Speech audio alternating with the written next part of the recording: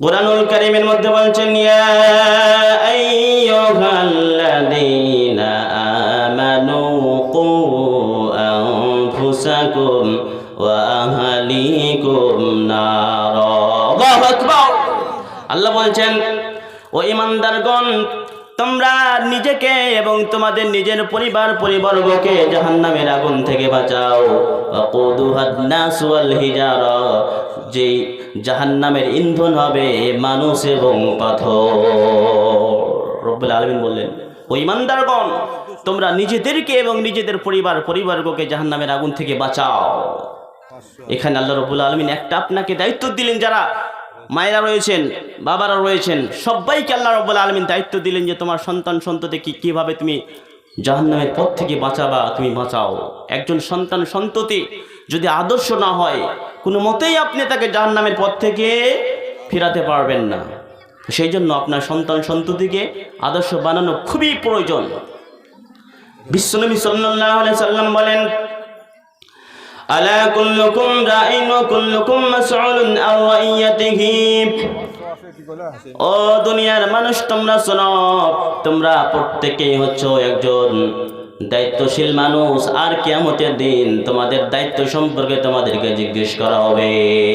যারা বাড়ির গার্জিয়ান রয়েছেন, যারা আমার মায়েরা গার্জিয়ান রয়েছেন, এদেরকেও সবাইকে কিয়ামতের দিন জিজ্ঞেস করা হবে, আচ্ছা বলো, তোমাকে আমি তোমার বাড়ির গার্জিয়ান বানিয়েছিলাম, তোমার বাড়ির নেতা বানিয়েছিলাম, বলো তুমি তোমার ছেলে পুলেকে, তোমার বউ বেটিকে তুমি কিভাবে চালিয়েছো, আমার কাছে জবাব দাও।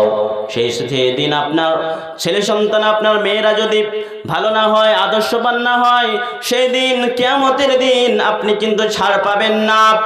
আপনার সন্তান সন্ততি যদি কি হয়, আদর্শবান হয়, ভালো হয়, নেককার হয়, তাহলে আপনার সন্তান যা কিছু করবে সবগুলা নেকি আপনি পেতে থাকবেন। আর যদি খারাপ হয়, গুনাহের কাজ করে, তাহলে যারা গার্জিয়ান রয়েছেন শুনেন, তারা আপনার ছেলে মেয়ে যে যে যা যা গুনাহ করবে, আপনিও সেই গুনার ভাগীদারি হবেন। তো এই জন্য আমাদের সন্তান সন্ততিকে আদর্শবান বানানো দরকার না দরকার নয়? দরকার, খুবই দরকার। আপনার ছেলে মেয়ে আদর্শবান যদি না হয়, ওরা তো জাহান্নামে যাবে, আপনাদেরকেও জাহান্নামে নিয়ে যাবে। আমার ভাইরা, সন্তান সন্ততিকে যদি আপনি আদর্শবান বানায়া যান পৃথিবীতে, তাহলে আপনার তিনটি লাভ। এক নম্বর লাভ, যদি আপনার সন্তান সন্ততি ভালো হয়, তাহলে মানুষ আপনার কথা বলবে যে অমুকের ছেলেটা কত ভালো, আদর্শবান, আপনাকে ভালো লাগবে, এটা একটি লাভ। দুই নম্বর লাভ, আপনার ছেলে যদি ভালো হয়, নেক হয়, আদর্শবান হয়, তাহলে আপনি যখন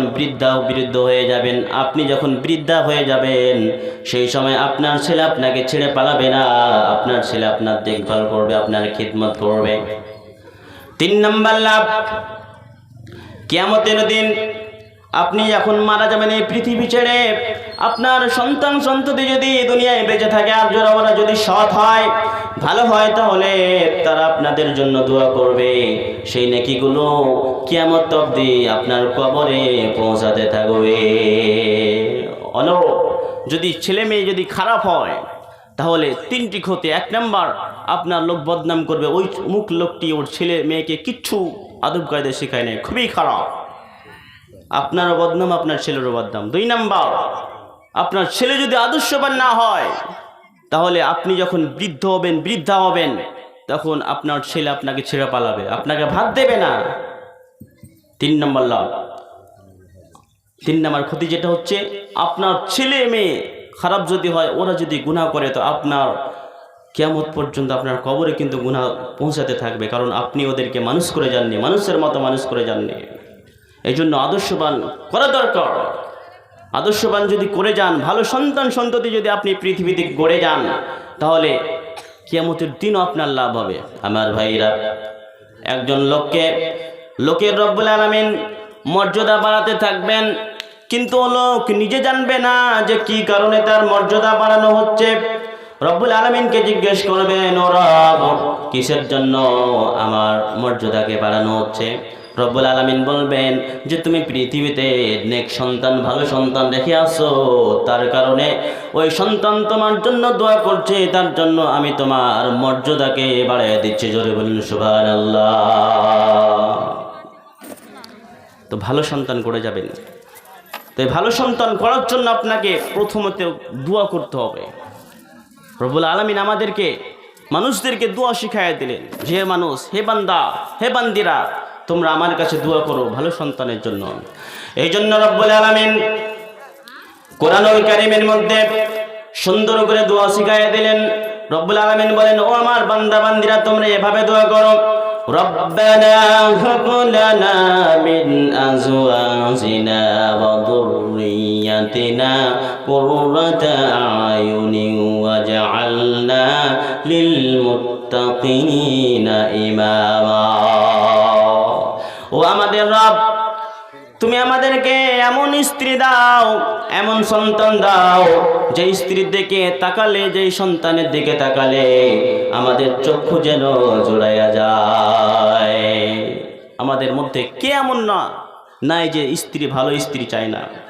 সবাই আমরা চাই যে আমার স্ত্রীটা ভালো হোক, আমার সন্তান সন্ততি ভালো হোক, সবাই চায়। ভালো স্ত্রী ভালো সন্তান নেওয়ার জন্য আল্লাহ রাব্বুল আলামিনের কাছে দোয়া করতে হয় ভাইজান। দোয়া করবেন যে আল্লাহ আমাদের স্ত্রী ভালো স্ত্রী দাও, ভালো সন্তান দাও, আল্লাহ রাব্বুল আলামিন কবুল করবেন। তা আমার ভাইরা, যেটা বলছিলাম যে আপনি কি করবেন, আল্লাহর কাছে দোয়া করেন। এরপরে আমি কিছু পয়েন্ট বলবো, এই পয়েন্টগুলি যদি অনুযায়ী যদি আপনি নিজের জীবনটাকে সাজান, ছোট্ট থেকে নিয়ে বড় অবধি, আপনার ছেলেকে বড় করা অবধি, তাহলে আপনার ছেলে হবে পৃথিবীর শ্রেষ্ঠ ছেলে, যে ছেলে পৃথিবীর কোনো ভার্সিটিতে তৈরি হবে না, এমন আদর্শবান হবে। এর মধ্যে প্রথম পয়েন্ট হচ্ছে, যে যারা এখানে যুবক রয়েছেন, যারা গার্জিয়ান রয়েছেন, তাদেরকে বলি যে একজন ভালো মায়ের দরকার, যে মাকে ভালো হতে হবে। কারণ বলা হয়, মায়েদেরকে বলা হয়, মায়েরা হচ্ছে production house, kind of factory, ফ্যাক্টরির মতো। কোনো জায়গায় দেখবেন ভালো ফ্যাক্টরি যদি থাকে তো ওর ভিতর থেকে ভালো মাল বের হয়। ব্র্যান্ডেড কোম্পানি যেগুলো আছে, ওই কোম্পানি ভালো, তার জন্য ওই মালগুলো ভালো। তো মায়েরা যদি ভালো হয়, তাহলে মায়ের পেট থেকে যে সন্তান সন্ততি হবে তারাও ভালো হবে। এই জন্য বলা হয় যে বাপ ভালো তাই ছেলে ভালো রে, মা ভালো তাই জি, গাই ভালো তাই দুধ ভালো রে, দুধ ভালো তাই ঘি। বাপ যদি ভালো হয় ছেলেও ভালো, মা যদি ভালো হয় মেয়েও ভালো, গাই যদি ভালো হয় দুধও ভালো হবে, আর দুধ ভালো হলে ঘিও ভালো হবে। আমার ভাইরা, মায়েদের পেটটা হচ্ছে এক ধরনের খনি, যেরকম পেট্রোলিয়ামের খনি, স্বর্ণের খনি, সোনা চাঁদির খনি, বিভিন্ন ধরনের খনি আছে। এই খনির চাইতে সবচাইতে শ্রেষ্ঠ খনি হচ্ছে আমাদের মায়েদের পেটটা।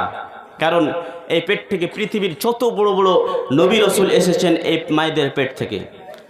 যত আউলিয়া এসেছেন, যত ডাক্তার, যত বৈজ্ঞানিক, যত বড় বড় মানুষ এসছে, সব এসছে আমাদের মায়েদের পেট থেকে। এইটা যেরকম সত্য, সেই রকম পৃথিবীর সবচাইতে বদ মানুষটা, পৃথিবীর সবচাইতে বড় গুন্ডা, বড় জেনাখোর, বড় সুদখোর, ঘুষখোর এসেছো এই মায়েদের পেট থেকে। তো বোঝা গেল যে মায়েদের পেটটাই হচ্ছে আসল। এই মায়েরা যদি ভালো হয়, সন্তান সন্ততিও ভালো হবে।